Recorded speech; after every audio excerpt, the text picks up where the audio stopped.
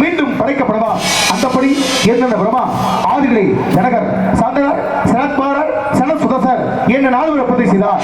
அவரோட சோழனை கண்டு வணங்கி ஆசிப்பட்டு சர்க்கை கிரிகை யோகம் ஞானம் என்ற மந்திரங்களை கற்று சனகாது முடிவு ஆசைப்பட்டனர்.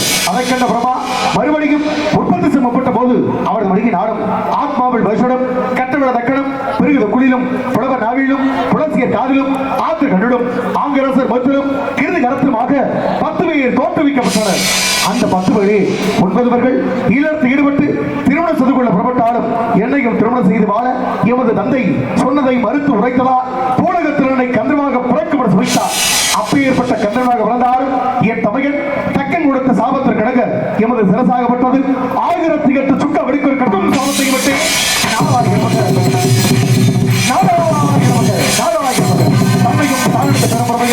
உண்மையை வெற்றிட விட்டெடுக்கும் முன்வரிவா என்னையும் எப்பொழுது நம்பினை அருள்வாய் இந்த நன்றிலாது எவரு வைதனவா என்ற இடத்துக்கு தகுந்தாப்போல் ஒப்பற்ற பெருமையை கூடி எல்லா விதமான சிறப்படை சேர்த்தாலும் அக்கடக்கடம் லிகிதம் கணிதம் வேதம் புராணம் வியாகரணம் நீதி சாஸ்திரம் தர்ம சாஸ்திரம் யோக சாஸ்திரம் மந்திர சாஸ்திரம் சவுன சாஸ்திரம் சிற்ப சாஸ்திரம் வைத்திய சாஸ்திரம் உருவ சாஸ்திரம் இதிகாசம் காவியம் அலங்காரம் மதுரவாடம் நாடகம் நெடுத்தம் சுத்த பிரமம் தீடை வேணு மிருதங்கம் தாழம் அத்திர பரச்சை கனக பரச்சை கத பரச்சை ரத பரச்சை ரத்ன பரச்சை பூமி பரச்சை சங்கர வழக்கணம் வள்ளயுத்தம் அகுர்சனம் பித்து வேசனம் மதன சாஸ்திரம் மோகடம் வசீகரணம் ரதவாதம் காந்திரவாதம் வைப்புடவாதம் கௌதுவாதம் தாதுவாதம் காவுடம் நட்டம் முட்டி ஆகாய கமனம் ஆகாய பிரவேசம் அதிசயம் இந்திர ஜாலம் மகேந்திர ஜாலம் அக்கினி தம்பம் சரதம்பம் சுக்குடதம்பம் கண்ணதம்பம் கடகதம்பம் சிட்டி தம்பம்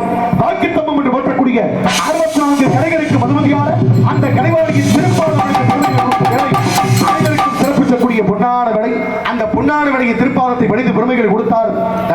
மாறிய காலங்கள் எம்புட்டோ பெரியுள்ள காலகட்டத்திலையும் ஆடல் பாடல் கரகாட்டம் கச்சேரி அதற்கு மத்தியிலையும் இன்ன வரைக்கும் கலைஞர்களுக்கும் கலைக்கும் பெருமை தரும் விதமாக இந்த அற்புத கலையாகிய நாடகங்களை ஏற்பாடுபடுத்தி பெருமை சேர்த்த நல்ல உள்ளங்களுக்கும் சுற்றுவட்டார நாடகக்கலா ரசிக பெருமக்களுக்கும் நாடர் வரும்பொழுது மேடையின் முன்பாகவே படுத்து உறங்குவேன் என்று நேர்த்திக்கடன் செலுத்தியுள்ள பொதுமக்களுக்கும் நெஞ்சார்ந்த நன்றியை உறுத்தாக்கி கொண்டு நீங்கள் பணியை செவனை செய்கிறோம். அன்புள்ளங்களுக்கு நன்றி நன்றி. வணக்கம் வணக்கம்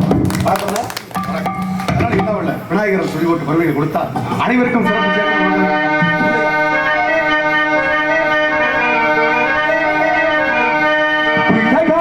துளி போட்டு எழுதிடுவோம், எந்த பிழைகளும் இல்லாமல் உயர்ந்திடுவோம்.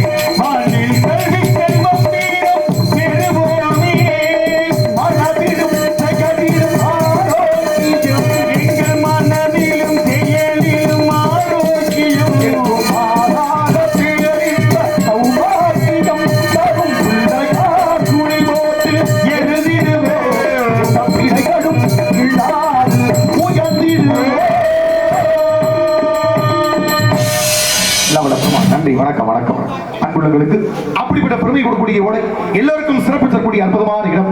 இடத்தை வைத்து மனிதனுக்கு பெருமையா அல்ல, மனிதனால் அந்த இடத்துக்கு பெருமையா பார்த்தோம்னா ஒவ்வொரு காலகட்டத்திலையும் அந்தந்த இடத்தை வைத்து மிகப்பெரிய செல்வாக்கு எல்லோருக்கும் உண்டு. அப்படிப்பட்ட புனிதமான இடம் தன்னையே தாழ்ந்த பேரபுறமையா உண்மையை வெற்றுடன் விட்டெடுக்கும் முன்வருவார். என்னையும் எப்பொழுதும் நன்மையை நாடுவாய் இன்னும் நன்றாவது எவரும் எதிரவா என்று எப்பேற்பட்ட திருச்சபைகளையும் ஒவ்வொரு ஆளுக்கு தனிப்பட்ட பெருமை இருக்கும். பெருமை இல்லாமல் இந்த உலகத்தில் யாருமே கிடையாது. ஒரு பறவை ஒரு மரத்துல போய் அமர்ந்தனா ஒரு கிளைகளையோ மரத்திலேயே எதுவும் உட்காரும் பொழுது அந்த கிளை திடீர்னு முடிஞ்சு விழுகலாம், விழுகிறதுக்கு வாய்ப்பு இருக்கு. ஆனா விழுகக்கூடிய நேரத்தில் பறவை பறந்து போதுன்னா எப்படி அதோட இறக்கையை நம்பி அதோட எந்த நேரத்தில் எது வந்தாலும் ஒரு பறவை நம்பி உட்கார்றது அவருடைய இறகத்தானே தவிர கிளையை நம்பி அல்ல. தன்னுடைய முயற்சியை ஒருபோது எந்த ஒரு சூழலையும் விட்டுறக்கூடாது. அப்படி விட்டுட்டோம்னா வாழ்க்கையில் ஒண்ணும் பண்ண முடியாது. இருக்கிறத வைத்து பெருமைகள் சொல்லக்கூடியது வாழ்க்கையில் இருக்கும். ஆனா பல பேர் சொல்லுவாங்க இருந்தா தானே பிரவச்சனம் பண்ண முடியும், எப்படி இல்லாம எப்படி பண்ண முடியும். பல பேருக்கு அப்படித்தான். என்ன செய்வது, அந்தந்த காலகட்டங்களில் இருக்கக்கூடிய இடத்தினுடைய தீர்மானித்து எந்த முறையில் எப்படி போகணும் தெரிந்து கொண்டால் வாழ்க்கையில பெருமையா இருக்கலாம். ஒரு மேடை பேச்சாளருக்கு அழகே ஒரு மேடையில எதை பேசணும்ன்றதை தெரிஞ்சு வச்சிருக்கிறது காட்டிலும் எதை பேசக்கூடாதுன்னு யாரும் ஒருவர் தெரிந்து வைத்திருக்கிறாரோ அவர்தான் தலை சிறந்த பேச்சாளர் வர முடியும். பிள்ளை தன் வயதில் முத்தால் பிதாவின் சொல் புத்தி கேடா, கள்ளினர் குழால் முத்தால் கடவுளை கருதி பாரான், தெல்லற வித்தை கட்டால் சீடரும் குருவை கேடா, உள்ள நோய் பிடிகள் தீர்த்தால் உலகம் பண்டிதரை நாடான்னு ஏடுகள் சொல்லுது. என்ன அர்த்தம்? இருக்கக்கூடிய காலகட்டத்தில் எவ்வளவு பெரிய ஆட்களா இருந்தாலும் பிள்ளை தன் வயதில் முத்தால் பிதாவின் சொல் புத்தி கேடா. கொஞ்சோடு வயசுக்கு மூத்தபடியா இருந்துச்சு, அப்பா பேச சரியா கேட்கலாம். எப்ப பார்த்தா ஏப்பா நோய் நோய் இருக்க எனக்கு தெரியாதா? நீ என்ன பூஜா சொல்லிட்டு இருக்க? நான் பாத்துக்கிறேன், பேச்ச விடுப்பாட்டுமா. பிள்ளை தான் வயதில் முத்தால் பிதாவின் சொல் புத்தி கேடா, கள்ளினர் குழால் முத்தால் கடவுளை கருதிப்பாரா. கொஞ்சோடு கணவனை கூட வயசாயிட்டா மனைவியோட சொல்லக்கூடிய வாக்கு வந்துருமா? ஏங்க சும்மா சொல்லிட்டு ஒரு இடத்துல இருங்க, நான் பாத்துக்கிறேன் பேசாம இருக்க சொல்லக்கூடிய வழக்கு கூட வந்துருமா? அதை நம்மளால அப்படி சொல்லி வச்சிருக்காங்க. கள்ளினர் குழால் முத்தால் கடவுளை கருதிப்பாரால், தெல்லற வித்தை கட்டால் சீடரும் குருவை தேடா. நல்லா தெளிவா திறமையா வித்தையை கத்துக்கிட்டாச்சுன்னா ஆசிரியரை தேடி யாரும் போக மாட்டாங்களா? நம்மளுக்கு எல்லாம் தெரியும்ல, நம்மளுக்கு தெரியாத ஒன்று அப்புறம் போய் கேட்டுக்கொண்டு என்ன தானா பிறந்துருமா? அப்ப தெல்லற வித்தை கட்டால் சீடரும் குருவை தேடா, உள்ள நோய் பிடிகள் தீர்ந்தால் உலகம் பண்டிதரை நாடார் அப்படின்றார். மனுஷனுக்கு நோய் நொடியெல்லாம் தீர்ந்து வச்சுன்னா யாருமே வைத்தியரை தேடி போக மாட்டாங்களா? அப்ப பிரச்சனையும் ஒண்ணு வந்தாத்தே கடவுளையும் நம்ம நினைப்போம். எல்லா விஷயமே சரியா வந்துட்டா எதை பத்தி நினைக்காம வாழ்க்கை போய்கிட்டு இருக்கோம். சின்ன சின்ன இடர்பாடு கூட கூட வந்துகிட்டு இருந்தாத்தே நம்ம வாழ்க்கையில நம்மளும் ஒரு மனுஷன் அப்படின்னு தெரியும். நல்ல ஆரோக்கியமா இருக்க மனுஷனை பாருங்களேன், என்ன போல முடியுமான்னு பேசுறது. கொஞ்சோடு ஒரு தலைவலிய காய்ச்சல் வந்தன பாருங்களேன், அவருக்கு 4 பேரும் முடிஞ்சு பார்த்து கொடுக்கிற மாதிரி இருக்கு சூழ்நிலைகள். அப்ப இந்த உலகத்துல சின்ன சின்ன இடர்பாடு வரந்தொட்டி நம்மளும் மனிதன் என்பதை நாம் உணர்வது கிடையாது. இருக்கக்கூடிய காலகட்டத்தில் இதுவரைக்கும் கிடைச்சது பெருமை. வாழ்ற வாழ்க்கையில் இவ்வளவு தூரம் கடவுள் கொடுத்திருக்காரு, அதையும் பெருமையை நினைக்கிறேன். ஒன்ன காட்டுல ஒண்ணு வசதியா தான் தெரியும். ஆனா இந்த உலகத்துல ரொம்ப உயரமா இருக்கு நம்ம ஏறிக்கிட்டே போனோம்னா மறுபடியும் அந்த இடத்துல வந்திருக்கிறோம். ஆரம்பத்தில் அந்த மிதிவண்டி பாத்திருக்கீங்களா? இந்த மிதிவண்டி மிதிச்சு ஓட்டுறதுக்கு சங்கடப்பட்டு ரொம்ப மிதிக்க அப்படி இருப்பா, மிதிவண்டி ஓடிக்கிட்டு இருக்க மாதிரி இருக்கு. ஒரு வண்டி வாங்கினா சரியா இருக்கு அப்படின்னு 2 சக்கர வாகனம் வாங்குறது.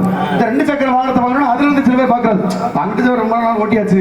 வண்டி வாங்கினது போல ஒரு கார் வீடு வாங்கினோம்னா கொஞ்சம் பயணம் நல்லா இருக்கும்னு நினைக்கிறது. அப்புறம் கார் வாங்கணும்னா என்ன நினைக்கிறது? காரோட சேர்த்து தொப்பை வாங்குறது. இந்த தொப்பையை குறைக்க மறுபடியும் நம்ம எந்திரம் அழைத்து போனா மறுபடியும் ஓடாத சைக்கிள் ஓட்டு அப்படின்னு நம்ம ஆள் கொண்டு நிப்பாட்டுறது. அங்க போய் வெறும் சைக்கிள் மிதிக்கிற மாதிரி ஓடாத சைக்கிள் மிதிக்கிறதுக்கு ஓடுற சைக்கிள் மிதிச்சிருந்தோம்னா இருக்க தொப்பை தானாவே குறைஞ்சிருக்கும். அப்ப ஒண்ணு மேல ஒண்ணு ஆசை வச்சு இருக்கிறத இழந்து போறது பூமியுடைய யதார்த்தமாக இருக்கு. இது யதார்த்தத்தை மாற்ற முடியாது. மனிதனுடைய ஆசைன்றது நாளுக்கு நாள் பெருகிட்டே இருக்குமே தவிர குறையாது. அப்ப இருக்கிறத வச்சு வாழ்ந்தோம்னா வாழ்க்கை பெருமையா இருக்கும். அதுக்காக எல்லா உயரத்துக்கும் போகணும் நீ சொல்றியாப்பா அப்படின்னு கேட்டோம்னா போற நாள் தப்பு இல்ல, போறத பத்தி பிரச்சனை இல்ல. ஆனா இருக்கிறத விட்டுறாதீங்க அப்படின்னு நம்முடைய பிரச்சனை. என்னைக்குமே கனவுல வரக்கூடிய ஆப்பிள காட்டுல கையில இருக்க நெல்லிக்காய் பிரச்சனை வாழ்ந்தோம்னா எப்பயுமே எல்லாருக்கும் சிறப்பு. அது நிஜமும் கூட.